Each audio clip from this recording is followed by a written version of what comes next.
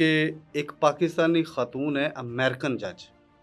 وہ ہیں پاکستانی لیکن امریکن بیسڈ ہیں، ان کا نام ہے لورین علی خان۔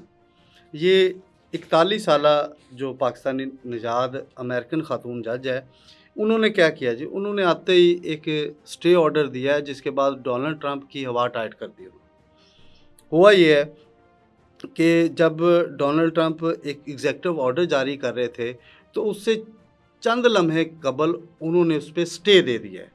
اب یہ جو جج ہیں، یہ جج ایسے نہیں لگ گئی، انہوں نے بڑی کڑی محنت کے بعد جو ہے نا اس عہدے پر پہنچی ہیں، لیکن کیونکہ انہیں سابق صدر امریکن جو بائیڈن نے لگایا تھا اور انہوں نے جو سینٹ کی جوڈیشری کمیٹی ہے اس کی سماعت اور اس کے بعد مختلف جو مراحل ہوتے ہیں ان کو طے کیا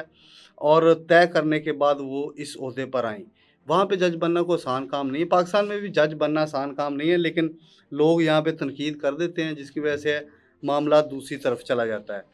اب انہوں نے کیا کیا، انہوں نے آتے ہی جی یہ کیا ہے کہ جو اور یہ امریکنز ہسٹری میں پہلی دفعہ ہوا ہے عدالت کے اندر کہ امریکی عدالت کی تاریخ میں یہ نیا باب رقم کیا ہے لورین علی خان نے۔ اب ان کے پاس مختلف درخواستیں آئی تھیں اور یہ درخواستیں جو تھی یہ نان پروفٹ جو تنظیمیں ہوتی ہیں نا، آرگنائزیشن، ان کی ایک نیشنل کونسل تھی اور پبلک ہیلتھ آرگنائزیشن، ان کی جانب سے دائر کی گئی تھی۔ اس پہ انہوں نے ایڈمنسٹریٹو سٹے آرڈر دیا ہے، اس کو ایڈمنسٹریٹو سٹے آرڈر کہا جاتا ہے۔ اس کے بعد جو اربوں ڈالر کے فنڈز تھے نا جو منجمد ہونے تھے، اس پہ عمل درآمد ہونے سے چند منٹ قبل ہی یہ آرڈر آ گیا، جس کے بعد یہ مقدمہ جو ہے اس کی سماعت پہنچ گئی ہے 3 فروری کو، لیکن اس سے ٹرمپ انتظامیہ تھوڑی سی ڈیفینسو ہو گئی ہے۔ اب